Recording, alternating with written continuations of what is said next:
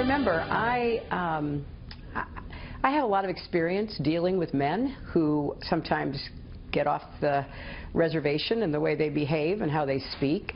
I'm not going to deal with their temper tantrums or their bullying or their efforts to try to provoke me. He can say whatever he wants to say about me. I could really care less.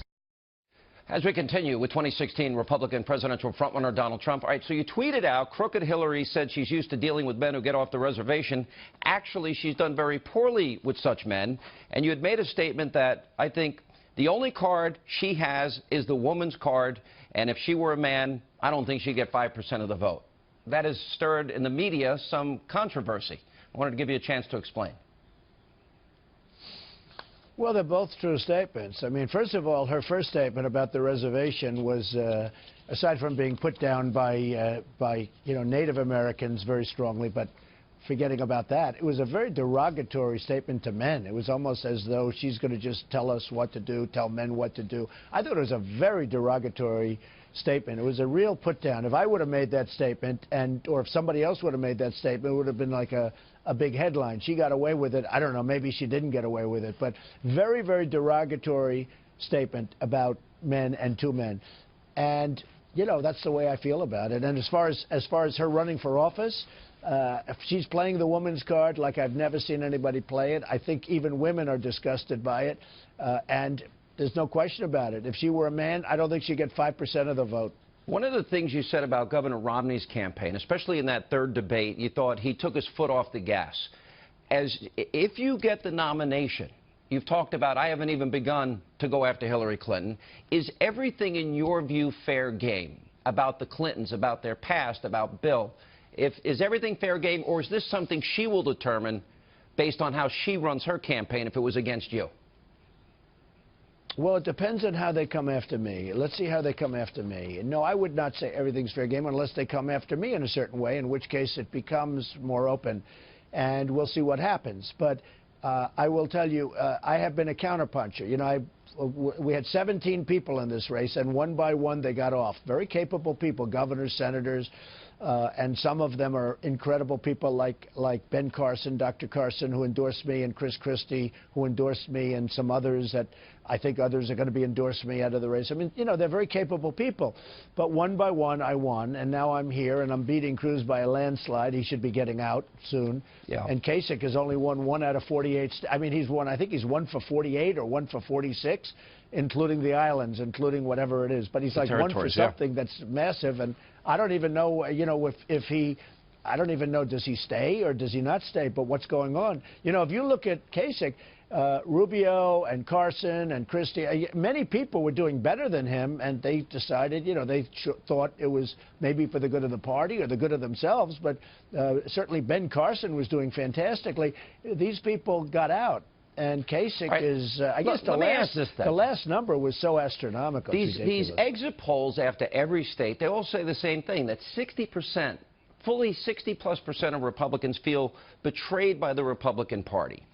Now, if you look at the two big eras where conservatism advanced and where I think conservative ideas solved a lot of the country's problems, one was when Reagan was president. The other was Newt Gingrich and the contract with America.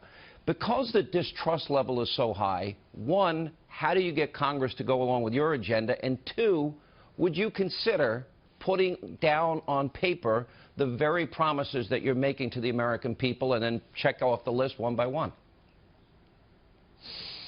Well, I think I might do that. I'm doing certain policy positions and certain policy standards, and I'm, you know, getting pretty good marks for it, I think. I did one recently, as you saw, and I'm getting very good marks. I mean, we have very detailed policy on tax. We're going to lower taxes very substantially, and we're going to get, especially on the middle income and especially on business, so we're going to get business back to work.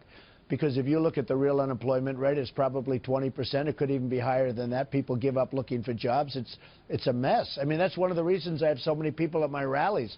We have 31 and 35,000 people recently at rallies, and it's incredible when you see what's going on. And a lot of it's the economy and the fact that they can't get jobs. How specifically, for example, if you did win tomorrow and you get the nomination, it's been pretty contentious between you and Senator Cruz. Would you personally reach out to him Would you say, like, for example, I know that you said recently that you're going to actually give a list of names, and it would only be from that list that you would choose a Supreme Court nominee. Would you reach out to Ted Cruz? Would you want him on your team? Would you want to unite the party? Well, look, the party should be united. Does it have to be? No. I think I can win without really having a perfectly united party. I mean, there are some people I don't want their endorsements because they were so nasty and they lied and they said a lot of bad things. I guess Lindsey Graham is on that frankly, list. Their endorsement doesn't mean... Yeah. Well, no, Lindsey Graham, look, I beat him so badly. I was at 48 and he was at nothing. I mean, practically nothing. The guy got out and now all he does is go around and badmouth me. And he's wrong on his military policy. He doesn't know what he's talking about. That's why we've been fighting the war so long. You know, we're listening to these people that don't know what they're doing. That's why we fight ISIS. We can't even beat ISIS because we listen to people like Lindsey Graham. But he's been so nasty. I don't care if he endorses me or not. It doesn't matter. And it won't have any impact on the election. It won't have any impact.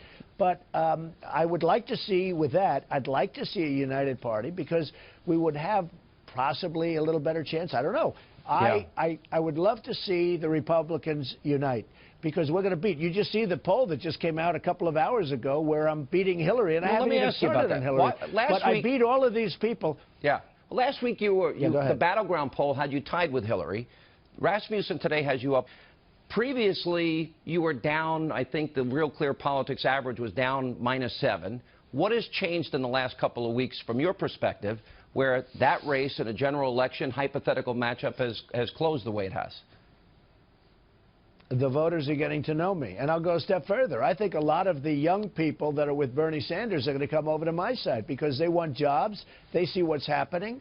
And Bernie Sanders and I agree on one thing, trade, that we don't know what we're doing on trade. The difference is I'll make great deals out of it. He doesn't know what to do. I mean, he's a socialist. He doesn't know what to do. I'll make great deals out of it. But the people that are with Bernie Sanders, the young people, I really believe they're going to come over and vote for me. I think we're going to have a lot of cross. I think a lot of the people that are with Hillary are going to come out to vote for me. Certainly the independents and people that have never voted for, they've already come over and they voted for me. That's why the Republican Party is up millions of votes. So I'm leading Cruz by millions and millions of votes. I'm leading him by hundreds of delegates. Like it's, you know, I'm leading by a lot.